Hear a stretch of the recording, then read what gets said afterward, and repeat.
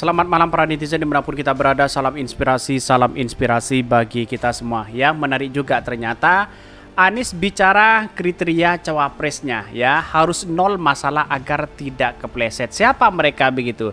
Saya kira AHY itu lebih kuat, 99% begitu mengarah kepada AHY. Saya kira seperti itu begitu. Tapi saya rasa bahwa yang namanya politik kan dinamis begitu. Siapa yang punya kekuatan luar biasa di situ begitu ya.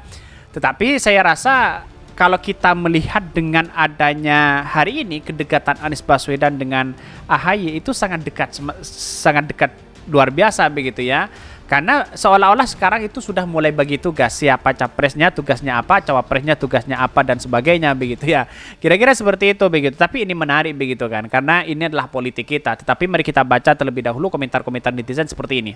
Ini komentar-komentar dari netizen ya. Ayo siapa? Ada yang mengatakan 99% AHY. Insya Allah ya, AHY memenuhi semua kriteria itu. Malah di setiap kesempatan pertemuan dengan publik ya, beliau sangat rendah hati dan malahan ingin berfoto selfie dengan Mas AHY.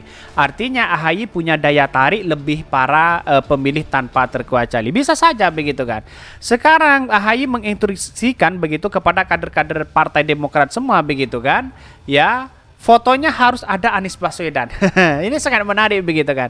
Sosialisasinya sudah dimulai begitu kan ya. Saya dari dulu cenderung AHY ya, cerdas dan tidak punya masalah begitu. AHY kan saya rasa tidak punya masalah apa-apa begitu kan. Tidak dijadikan ban serep. Kira-kira seperti itu begitu ya. Jadi artinya kita tahu bahwa kelihatan kan siapa cawapresnya nanti begitu ya. Ya bukan jadi ban serep dan sebagainya begitu ya. Lalu tiba-tiba nongol begitu, bukan seperti itu begitu. Saya rasa hal-hal seperti ini kan bersifat politis begitu ya.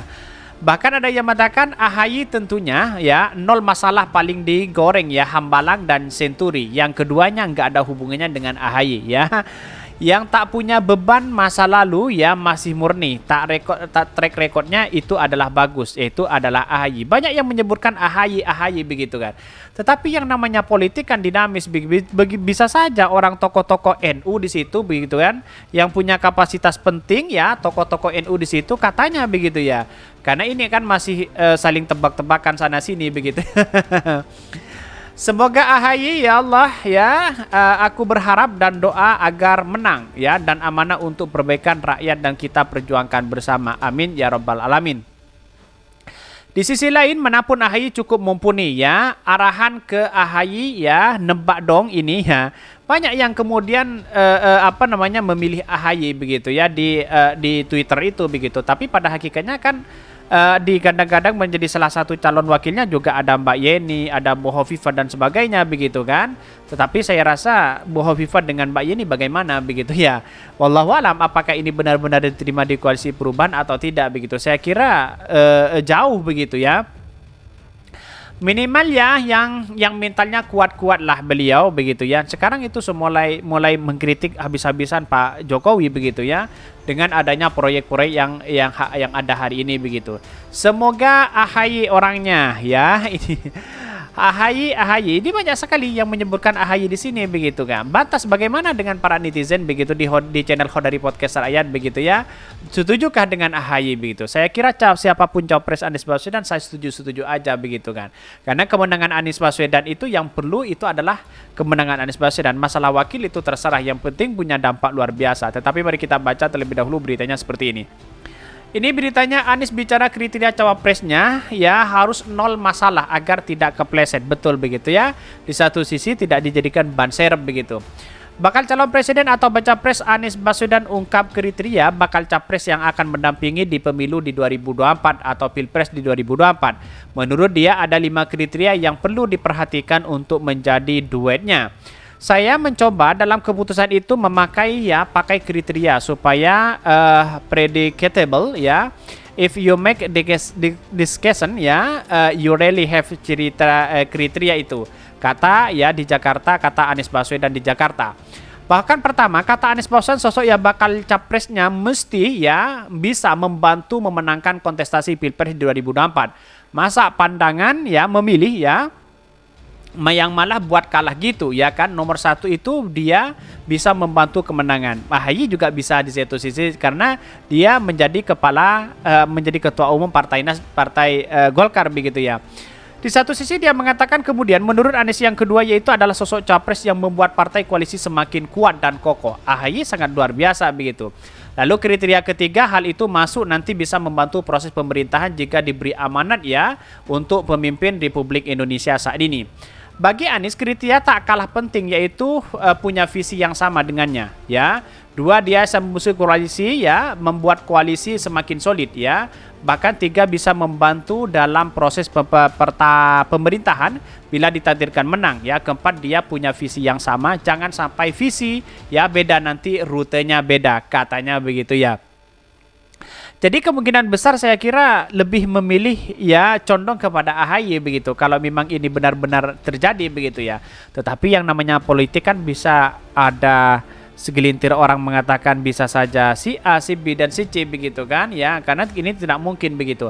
Apalagi nanti tunggu saja usulan-usulan dari Pak Jokowi begitu. Katanya yang mengusulkan dari cawapres Anies Baswedan katanya ada usulan dari Pak Jokowi begitu, katanya begitu ya.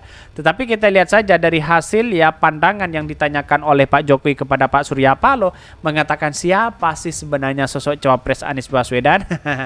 Bisa bertanya-tanya AHY kah? Mbak Yeni kah?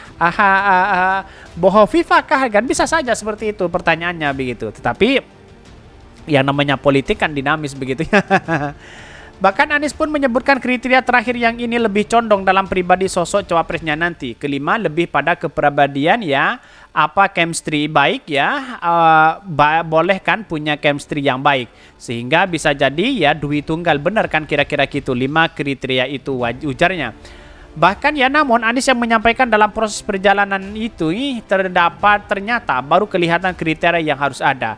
Dia menilai kriteria itu jadi prioritas ya karena sebelum nomor 1 ya tadi atau menurut versinya nomor 0 ya, yaitu sosoknya tak bermasalah dan berani ya. Sebab kata dia jangan sampai sosok bermasalah malah nanti jadi beban ke depannya dalam mengambil kebijakan itu. Saya kira Partai Demokrat menjadi oposisi kan tidak punya beban sama sekali begitu ya. Karena kalau ada masalah mudah sekali kesandung sekarang ini ya. Jadi kriterianya 5 tersebut muncul kriteria dari 0 ya tak bermasalah. Ternyata itu faktor sangat penting. Lanjut ex-gubernur DKI Jakarta itu. Karena selalu tidak kepleset-kepleset begitu ya. Kelihatannya yang 5 mudah ya. Yang 5 mudah. Yang 0 ini cari-cari siapa yang aman. Cari yang tidak bermasalah ujarnya. Saya kira AHY tidak bermasalah. Mbak Yeni juga tidak bermasalah begitu. Nggak tahu Hovifa begitu ya. Kan kira-kira seperti itu begitu. Saya kira bahwa dalam demokrasi kita begitu ya. Ya kalau memang itu yang dicari sosok lah orang-orang yang tidak punya masalah dan sebagainya, saya kira Anies Baswedan luar biasa begitu ya. Karena saya lihat begini, orang yang bermasalah itu cenderung punya beban luar biasa di situ. Mau korupsi lah, mau memanfaatkan sana sini lah begitu. Tapi Anies Baswedan mengatakan ya orang yang tidak punya masalah sama sekali siapa begitu. AHY sih apakah masalahnya begitu ya? Ya hambalang itu kan sebenarnya bukan AHY tapi babaknya di situ begitu. Mbak Yeni saya kira tidak punya masalah apa-apa, bisa saja Mbak Yeni di situ begitu. Tetapi kita lihat saja bagaimana nanti prosesnya dalam demokrasi itu begitu. Saya kira lebih condong ini begitu AHY, terus kemudian Mbak Yeni di situ begitu kan. Karena dua-duanya itu tidak punya masalah apa-apa begitu, apalagi terkait dengan dunia pemerintahan begitu. Mungkin itu yang kami sampaikan. Tonton terus channel Hodari Podcast Rakyat ini kan ada berita-berita menarik dan viral setiap harinya. Salam para netizen, salam inspirasi bagi kita semua. Jangan lupa di subscribe channel YouTube Hodari Podcast Rakyat ini.